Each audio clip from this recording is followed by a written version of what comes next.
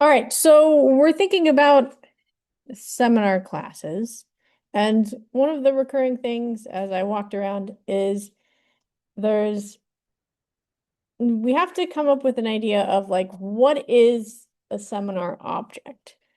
And so like from a faculty perspective, the seminar, like the class that I'm teaching you is like it has the department, it has the number, it has the time and the days. So like we are CS 222. We meet at 1:30. We meet on Tuesday, Thursdays, and et cetera, et cetera. So like this is information about the class that exists. And this is for the class as a whole. I also have a roster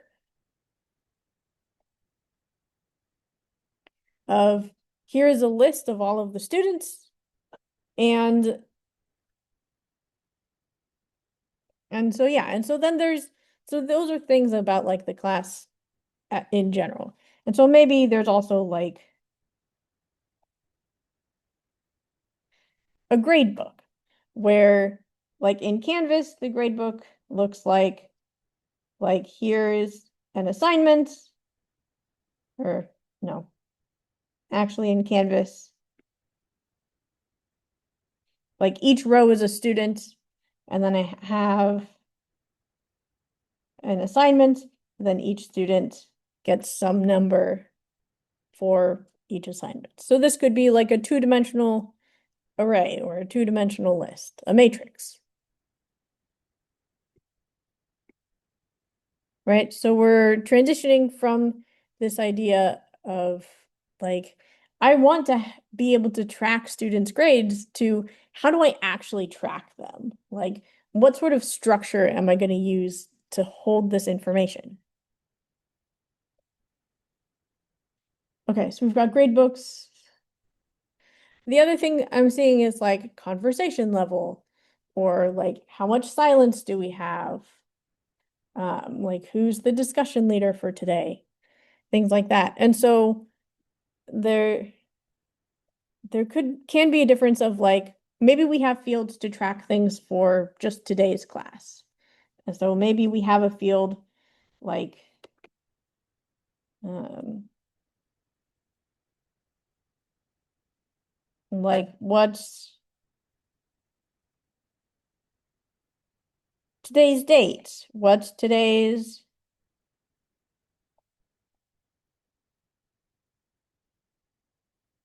reading? Things like that. Where we can track like specific things. But also thinking of like if we have a roster, if we have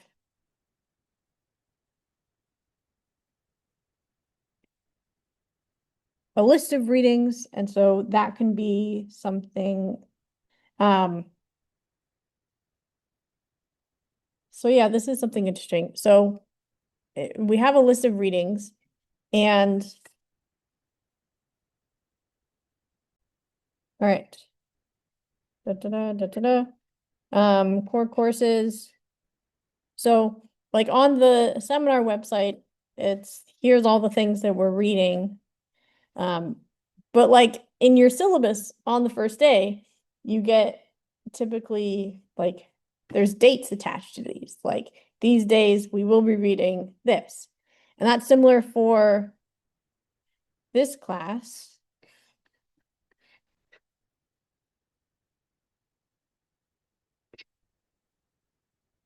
Where we have, for example, like today we're talking about all of these things. Next Tuesday we'll do lab 4. Like those are dates. And so maybe this gets represented as well in some sort of two-dimensional matrix of like what's the date and what's the activity. We can also do something like a map. So in Python, if you remember dictionaries are these things that match some key to a value. on like a super broad level. And so you can use this sort of representation of maybe our key is the date, and maybe our value is the reading. Or maybe our key is the student name or student ID. And maybe the value is their grade, either a character letter or like a number. Right? So transitioning from the aspirational, I want these fields to actually being, how do we represent this data? And this is a key aspect that we will continue to revisit as we go through this class.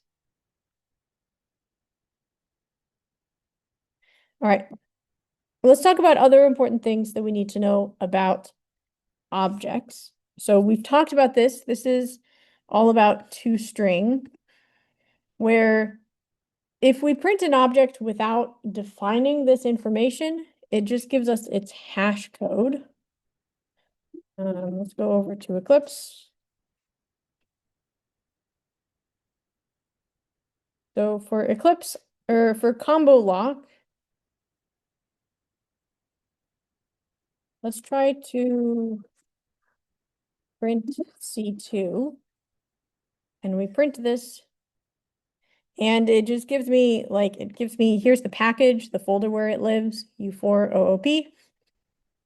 That's the package. It also gives me, here's the name of the class, and then some numbers and letters. This is actually this is actually a hexadecimal number. So hexadecimal is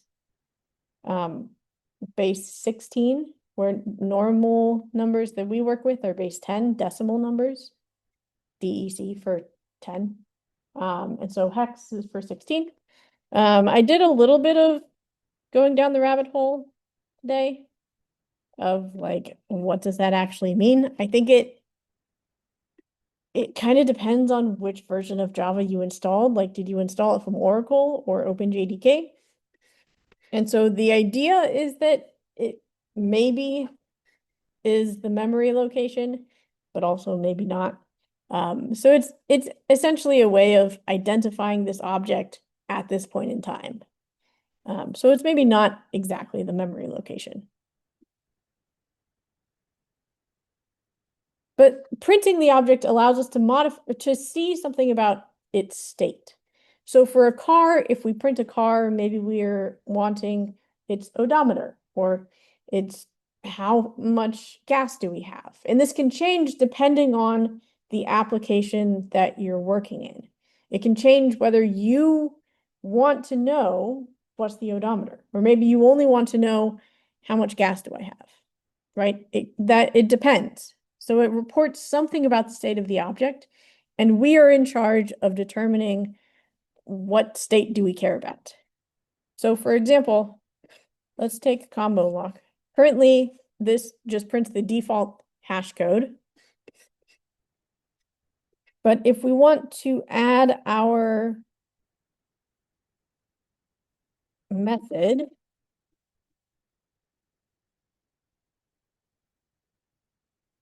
then we need to return something.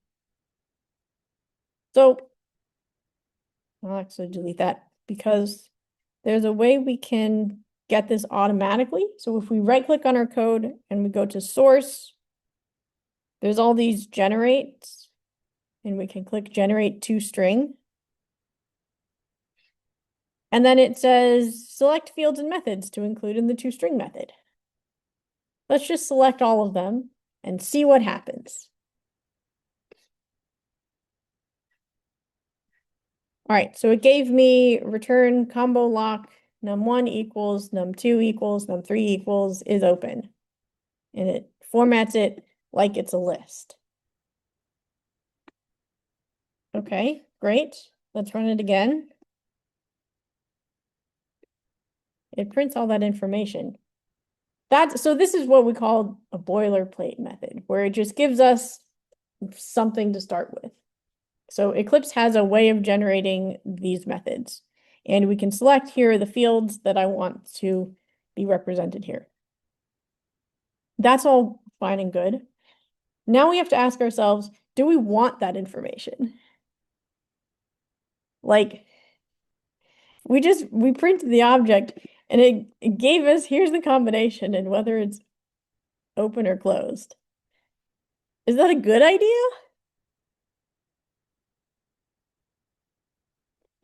Maybe not, because we want, the whole idea is that our combination is secret. And so we maybe shouldn't be able to just like print it and then, oh, now we know the combination. Um, so yeah, so like we can get the boilerplate information, but then we have to ask like, what do we actually want? And this is also the case for if you're like using AI to help write code or something. It's going to give you something, and then you have to ask, okay, but is this what I actually want? Is it actually doing what's asked of me? Is it doing what I want it to do? And that's the key step. And so, what would we want to print for our combination lock? I don't know. Turn to your neighbor. What do you think? There's not necessarily a right or wrong answer for this.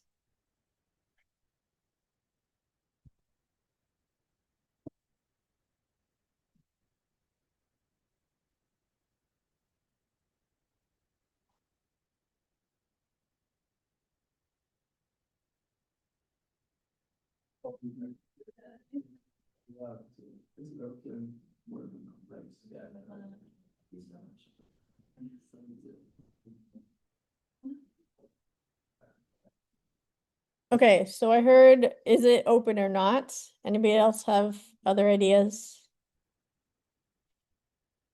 That's pretty much the only information that we can provide safely. So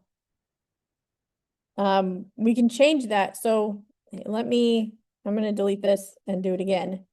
So right click on the code, source, generate toString. And here's where I deselect the boxes that I don't want to show up. So I can deselect num1, 2, and 3.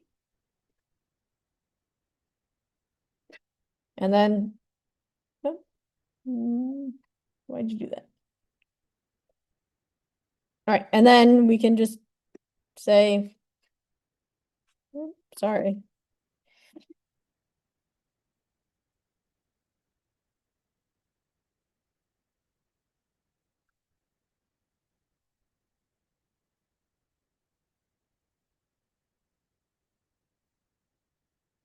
Okay, stay. So yeah, so we can just print this, that's okay. We can also change what happens here. So this is just a string, we can edit it.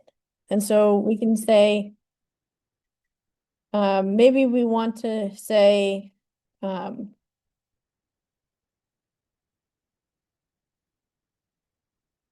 string status. And so if the lock is open, then we can say status equals is open. Otherwise, we can say status equals is closed. We could also do some concatenation here if we wanted to. So just playing around with this, and then we can say the combo lock is, or no, if we already have the word is there. Then we can print something about the status.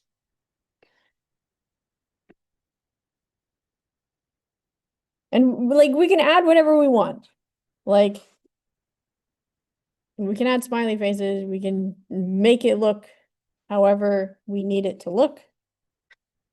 And then we run it, then it prints that the lock is closed. But if we c2 dot open, and we'll give it 4, 5, and 6.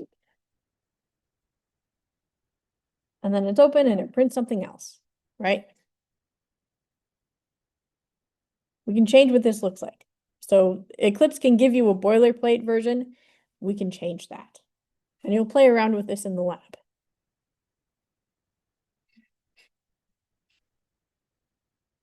Okay, I've got an activity for you. I would like you to create a class where the fields are month, day, and year, and these can just be ints. And I would like you to write a toString method. We don't have to test it, but write a toString method to print what day it is. And so not using the boilerplate like Eclipse month equals day equals year equals, but print it in like the format of like today is 10 to 25. So write a toString method to do that. All right, so turn with your neighbors. Again, you're not turning this in, so whoever wants to type can type and do that. Go for it.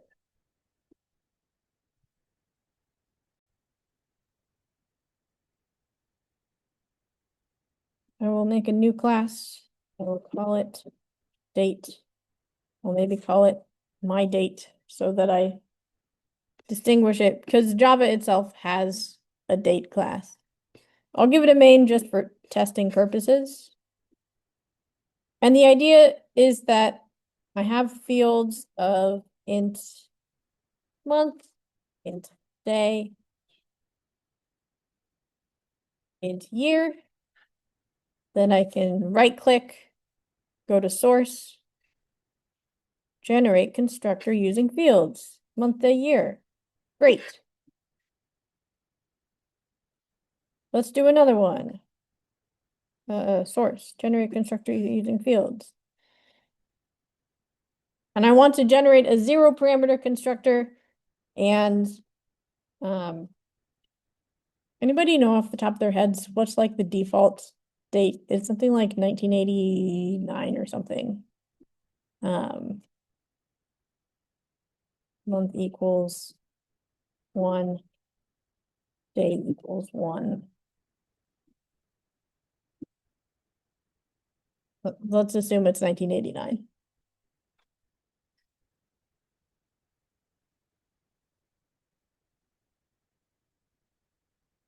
And so we've got this. Let's also do source, generate toString, month, day, and year, generate. Where'd it go? It's up there. And so this is fine, but I wanted to print something else. And so let's delete all that and then say today's date is, and I'll concatenate with, so I can do concatenate, I could do format. And so I can do %d for integers, %d/%d. And so that formatted, and I'll give it month, day, year. Right, so remember there's different ways to get variables from data into our string. So we can concatenate it with the addition operator, the plus, or we could use dot format. All right, so now I'm going to test it, and I'm going to use my main method to do that. I could have put this main method in a completely separate class, and that would also be fine. But let's have my date is equal to, or I'll call it D is equal to new my date. And today's date is October 2nd, 2025. And I will print, what is my date?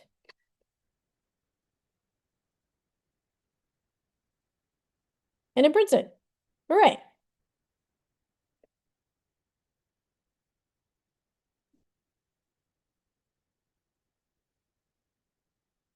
We test out our 0 parameter constructor.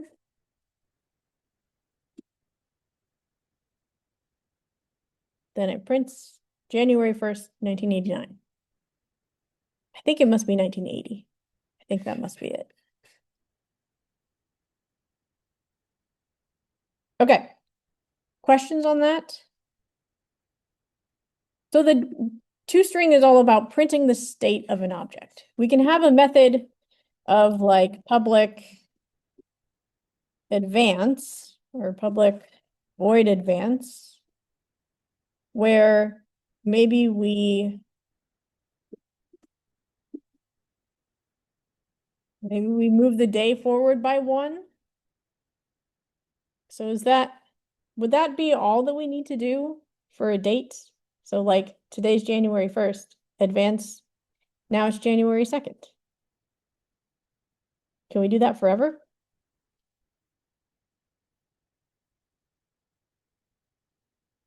No, why not?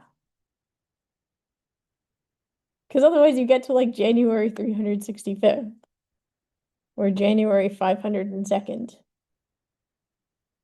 And so we would need logic to check like what day are we at? What month are we at?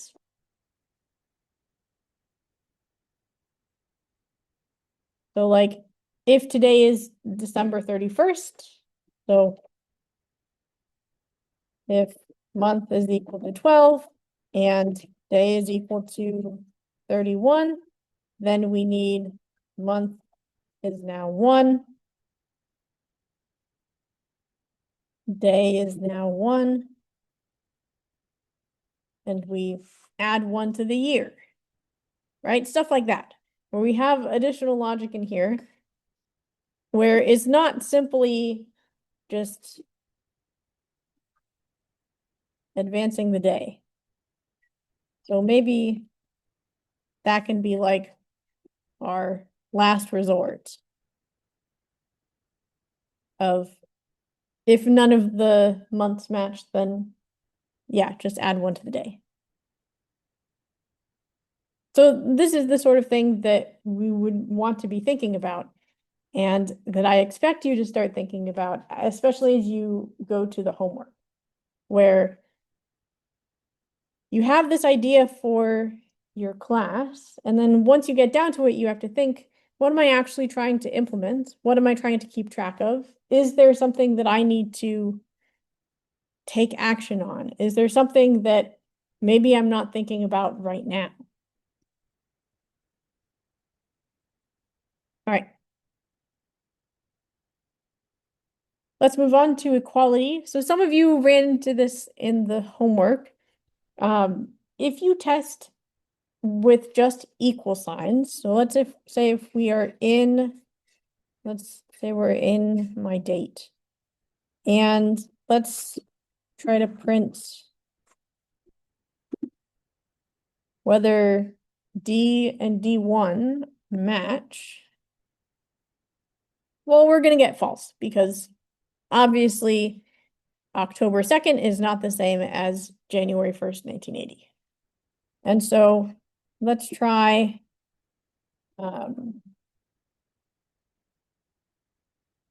D2 is new, my date, and we'll also give it 10/2/2025.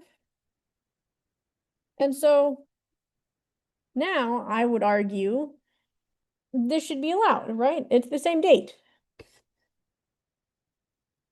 No. This is because when we use equals equals, it just compares hash codes. And so like if we had, okay, I'm gonna comment this out. And down here, we print D and D2. Like those two things are clearly not the same. And so that's why it's printing false.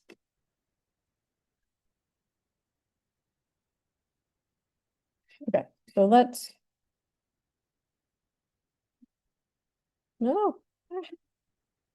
Okay, those 3 lines, great. Okay, so that's why that's happening. It's comparing the hash codes, those aren't equal.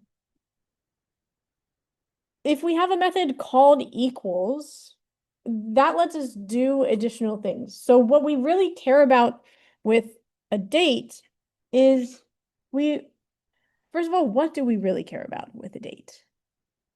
Like, what makes two dates the same?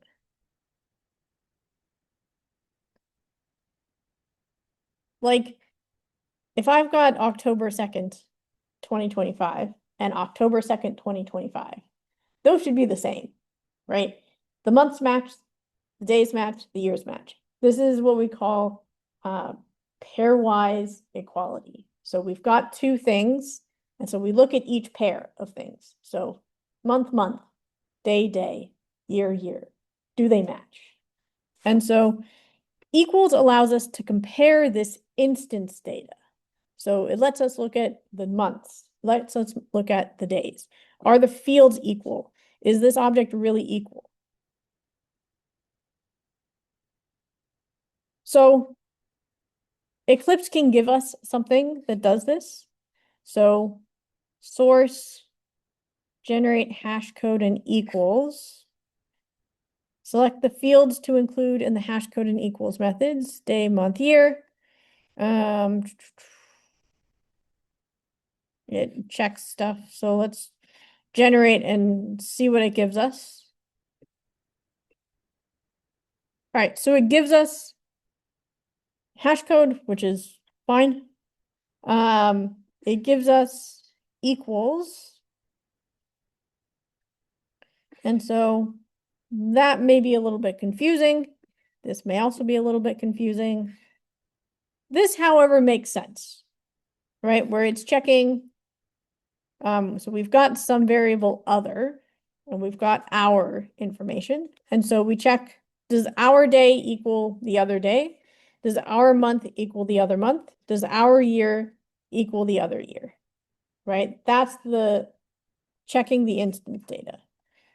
The rest of this is all kind of Java object things.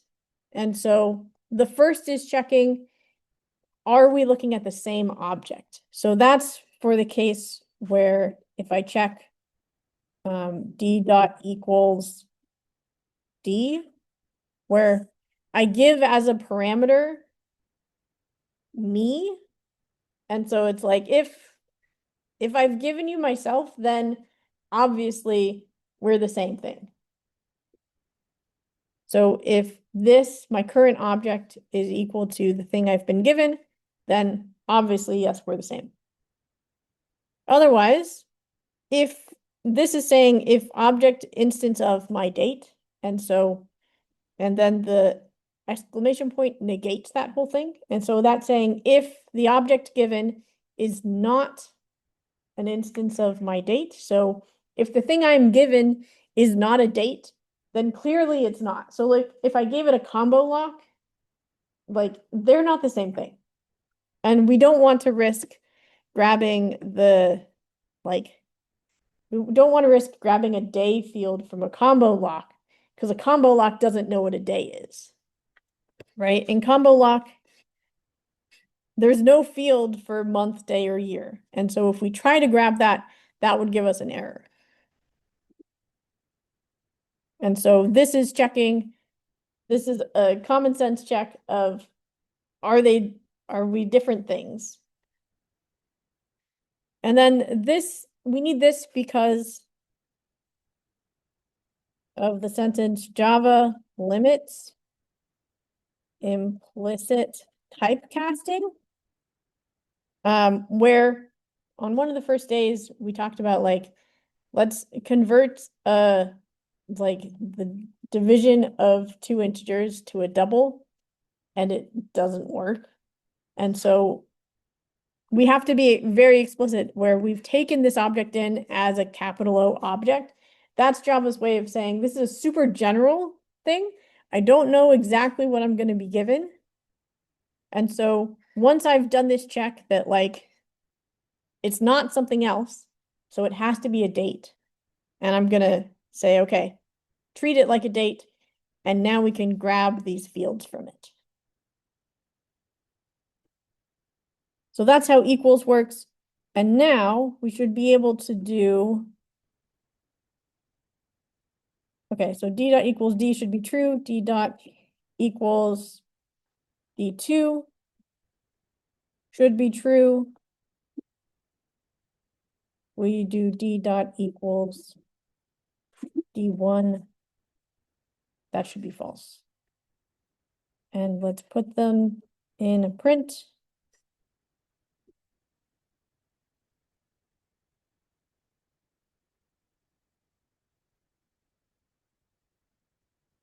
We had done that before.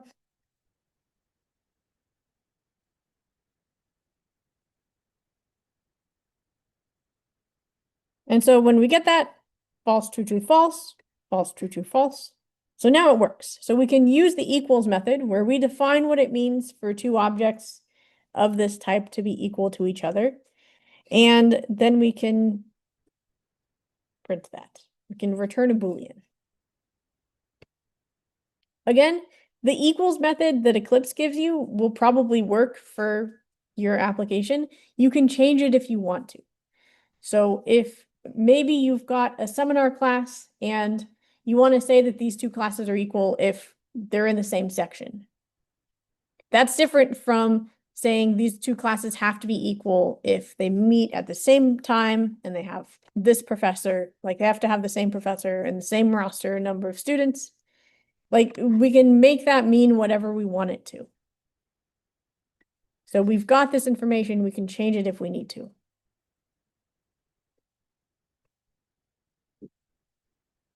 All right. So instance of operator checks if those types are the same. We could use get class if we want to. And we did that. VS Code may generate a little bit differently, but it does basically the same thing. Questions on equals? Great. All right, so for self-referencing, we've seen this. So if we have two dates,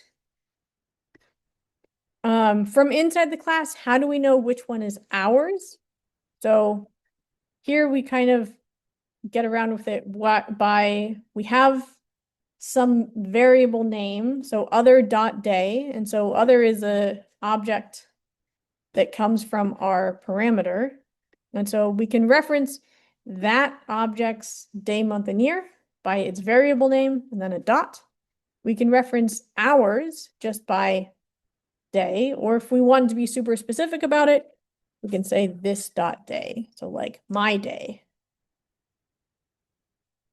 my month, my year.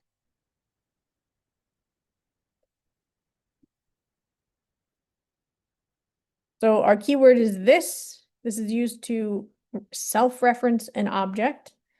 It refers to our current object. We can also use it in a constructor call. So we can do that in combo lock. We can also do that here. So let's say for my 0 parameter constructor, I've already defined a constructor that takes in a month, day, and a year. And so I've got 3 lines of code here that I don't really need. And so instead I can say this and just call my constructor to say January 1st of 1980.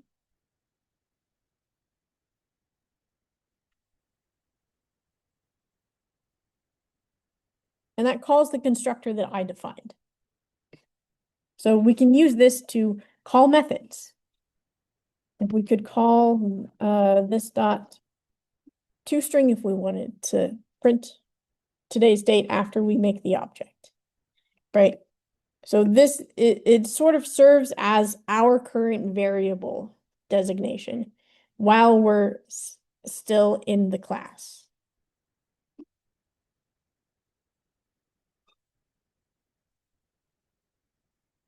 For the main method is how things get done. This is the only thing that will execute when you ask your IDE to run a Java file. And so that's why if we're over in combolock.java, I can say like run as, and it doesn't let me.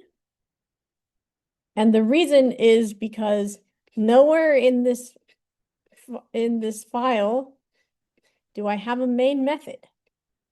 Whereas in combolock driver, if I go down to run as, it lets me run as a Java application. Because combolock driver has a main method. If a file has a main method, we can run it. If a file does not have a main method, we cannot run it.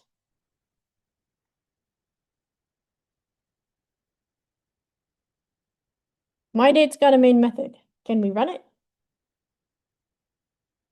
What if I'm just gonna cut it to my clipboard. Can we run it now? No.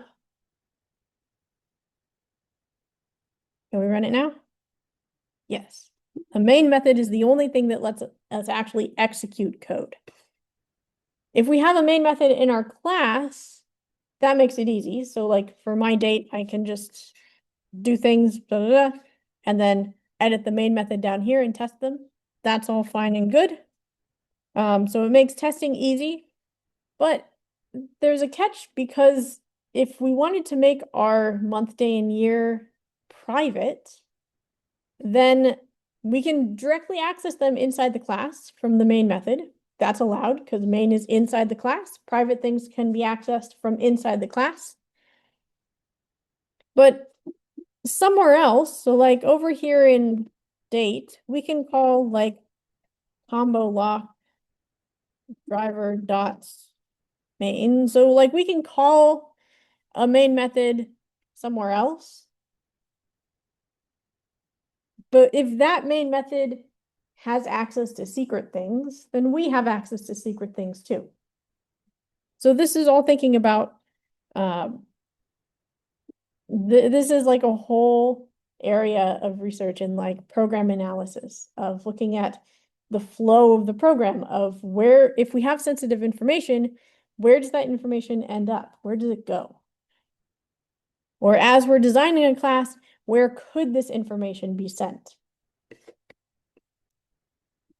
So if we have private information in our main, then another class could call it, and that private information could get released, and we don't want that. So for that reason, the best practice is to separate the class code and the driver code.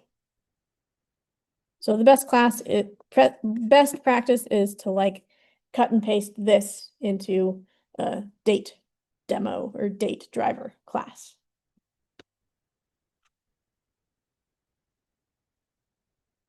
Okay, we're ready to talk about static, which is something that we've kind of touched on and off so far. So we're working with objects, where an object is a concrete instance of a class. We've defined a MyDate class. Here it is. And to create a concrete instance of a date, we say something like MyDatesD is equal to new MyDate.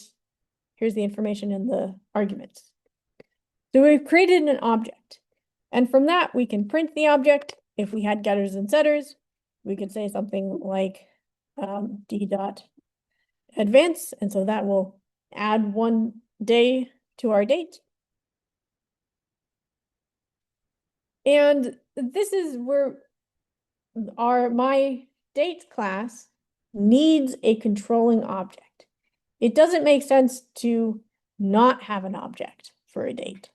Like, we've got these fields, month, day, and year, and so it makes sense to have an actual date object. We need a seminar object to access, like, what's today's reading, or who's the professor. It doesn't make sense to just have that information kind of floating around in the void. This is object-oriented programming. We're creating an object. If we don't have an object, so if we're just scripting, for example, so a lot of the labs so far have just been scripting, we've made things static. So static things do not require a controlling object. And so for the scanner in lab 3, it was a static. And so let me pull that up. All right, and so for this, so middle had a field, and the field was of type scanner. Its variable name was S, but we never made a middle object, right? We're just scripting in middle. We're just doing something. And so, but we still needed some sort of global variable to let us do the things across different methods. And so for that reason, we had a static field. And so that allows us to, like, over here, say like s dot next line. All these methods are static because we're not creating a middle object. None of these methods are static. The fields are also not static because we're creating a date object.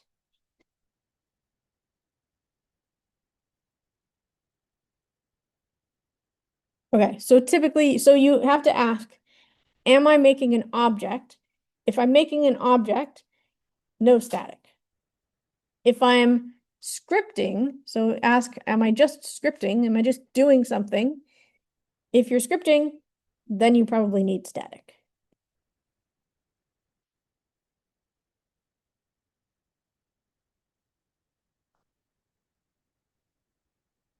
We've talked about packages, which is just how we organize code. So over here in Eclipse, I've got my source folder and different packages for different units. These are basically just folders. So like if I open my, let's show in System Explorer. And so I can go to my source folder and I've got all of these. They're basically just folders on my computer. But in Java land, we call them packages. And so they're just folders to store bits of code. Yes.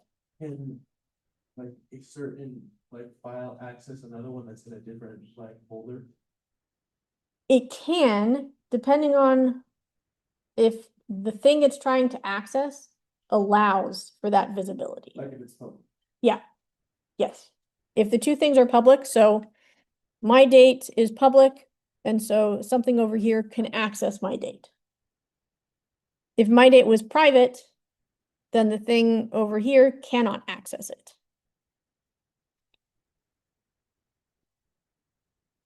So yeah, so it's basically a folder in your file system. We just call it a package, and visibility restrictions apply, which we've talked about already. These are the same things. So if there's no modifier, then it's package visible. So only visible to things in this folder. Package visible is more visible than private. Private only restricts something to this file. And it's less visible than public, which is anyone, anywhere can access it. Classes can have visibility too. So far we've just had public classes. Let me show you where that lives. That's where that lives. So if we made it not public, then no one outside U4OOP could create a date object. We could also make it private if we wanted to. Illegal modifier, only public abstract and final are permitted. Okay, so yeah. So that's not allowed. No, and yeah, this is the reason. No private top level classes are allowed. As for what a top level class is, we'll get to that later. This is our handy chart of here are the modifiers, who can access it. So let's look at private. So inside a class, you can access private things. So that's why there's a Y. Yes. In the package, you cannot access private things. In a subclass, we'll talk about subclasses later. You can't access it, and so on. And so you see the amount of no's decreases in each row as you go up. So inside a class, yes, you can see public things. Yes, you can see package things. Yes, you can see subclass things. Yes, you can see world. So anywhere else. All right. Here's the things we talked about so far. Questions?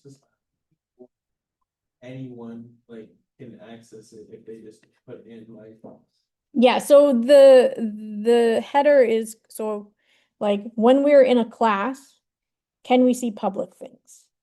When we are in a package, so somewhere else in the package, can we see public things? Yes. Protected things? Yes.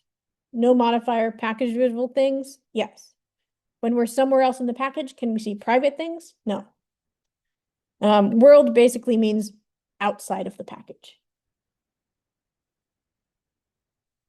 Other questions?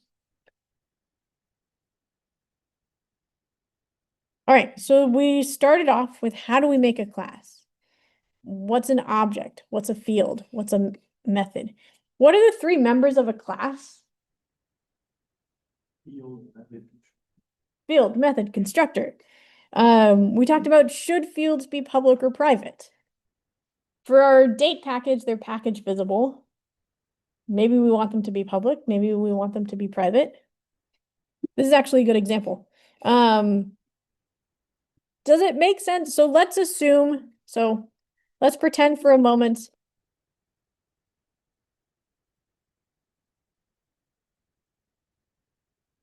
that I'm outside this package. Oh, wait, what is that? What have I done? I've never done that before. Interesting. Okay, so let's pretend I'm outside this package and I have some date D. Do I want to allow for this to happen? Do I want to be able to directly increase the day? No, why not? Fair enough answer. Let's see if we can narrow it down. It's like, there is a reason why I don't want to be able to do this. So we're thinking of a boundary case, an edge case.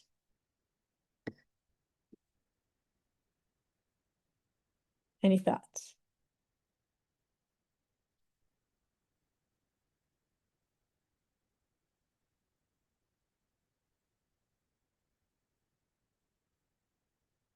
If my date is currently December 31st, and I allow someone to directly advance the day by 1, then I'm in an illegal date.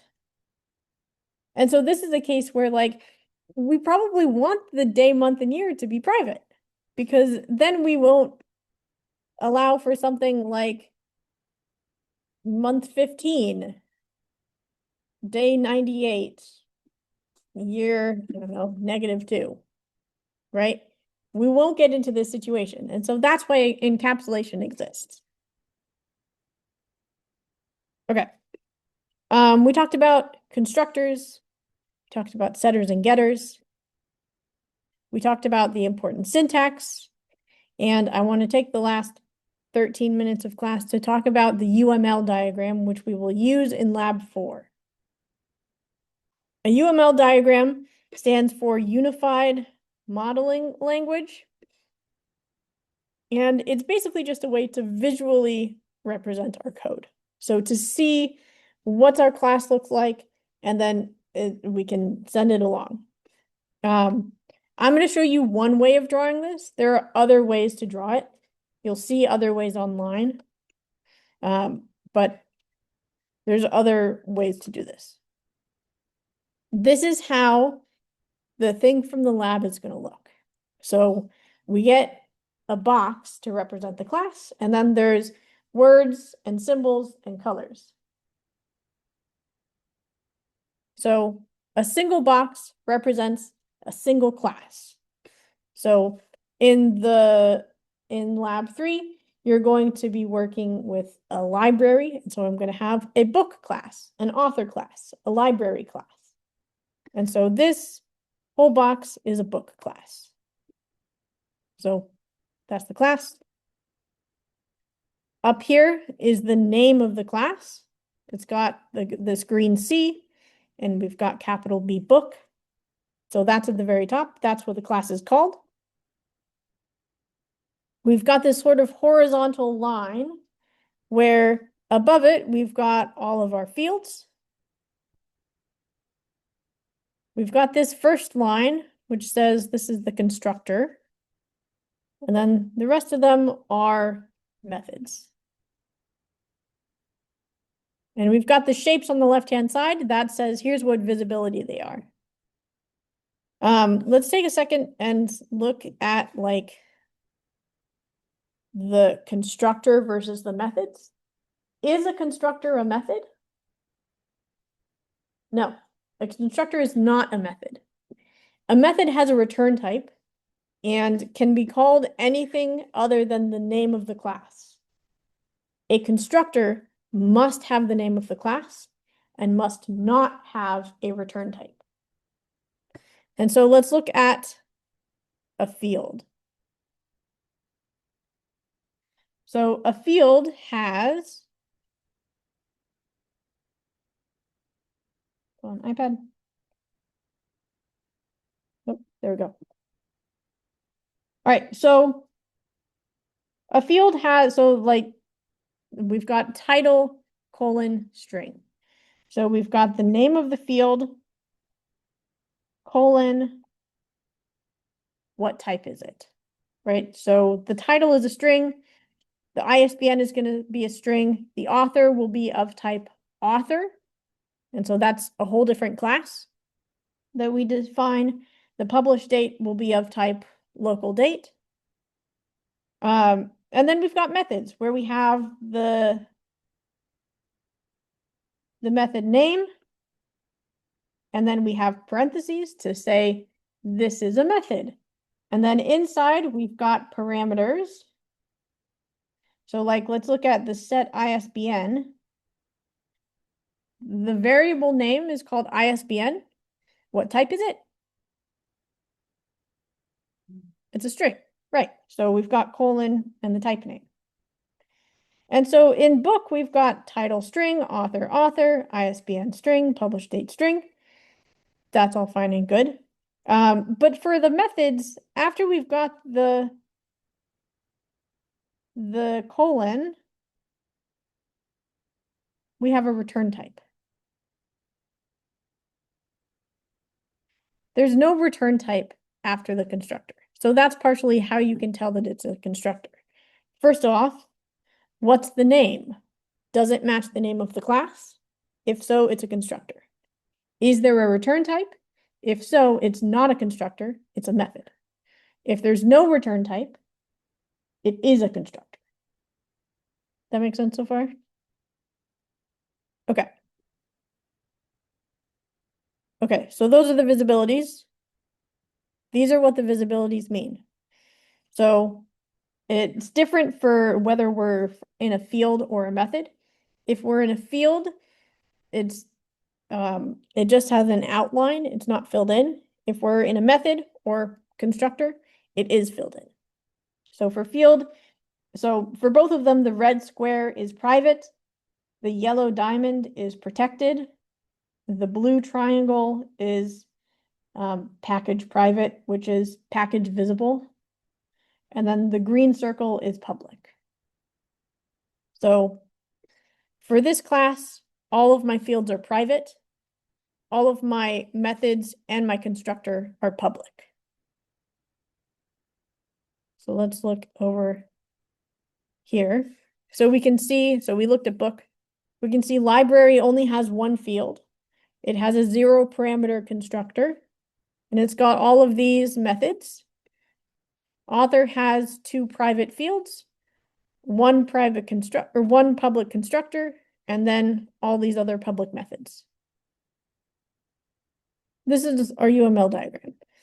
And what we're going to do is now we're gonna spend the rest of the class time and just install this because it is a little bit time consuming. So can you raise your hand who's got a Windows computer? Okay, so three of you. So I'm gonna have you guys get into a group and then everybody else who's Mac.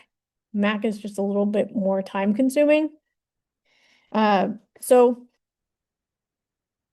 everyone's using Eclipse, which is great. If you were using VS Code, I don't know how to do this. And This will also go if you're not able to install it. If I ask for a UML diagram, then just like write it by hand or I don't know, like draw it. That's okay. But for Eclipse, I'm going to tell you. So we go to the help menu and then Eclipse Marketplace. So help and then Eclipse Marketplace. That's going to pop up. It's going to take a second to load. Maybe several seconds to load. It's downloading a lot of things. Hooray. And I'm going to search for plants UML, hit enter. Oh, look, plant UML. And so I've already installed it, but if you don't have it installed, then you would click install. For Windows, this should be okay. For Mac, typically, there's an additional step. Okay, so again, that was... no. Here, I'm going to show you the steps again. Okay, so help, Eclipse Marketplace. We search. So there's a find box. Plant UML. Enter. Plant UML plugin 1.1.25. Then install. Yes. For now. Okay. That's what it looks like.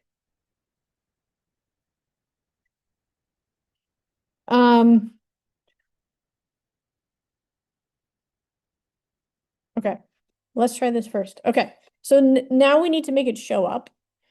And so where it's going to show up is, it's going to show up over here. So like I've got a tab here, plant UML.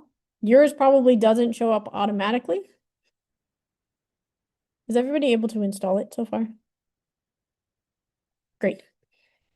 So remember how like if console isn't showing up, we go to window, show view, and then we go to console. Plant UML for me doesn't show up over here, so I have to go down to other. So again, window, show view, other.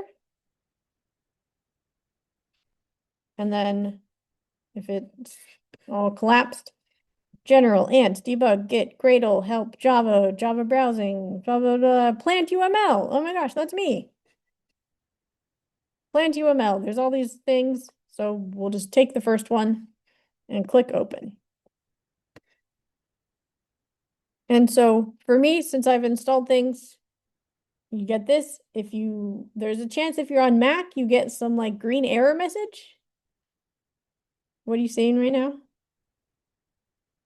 You got nothing. Yeah, so either you get an error message or you get nothing. So if you're on Mac, you probably need an extra step. And so you need a program called GraphViz. And the easiest way that I know to do that is if you go to a website, brew, and install this package manager called Homebrew, where brew.sh, and then you can copy this thing to the clipboard. And then you need to go to your terminal app. So I'll do command space to bring up my search, or there's a search thing up here, and I can type terminal. And then I paste it, then I run it. Do you install it and get the error message? If you can see something like this, you're good. Cool. Yeah. If you can see this, you don't need to do the homebrew step. If you cannot see something like this, then you do need to install GraphViz. How many people cannot see it? You guys are Windows. Okay. Can you see it? Yes. We'll also do this. We'll do this multiple times. Oh yeah. So window, show view. It doesn't show up here, so we have to go to other. And then there's all these folders. We're looking for the plant UML one. Plant UML.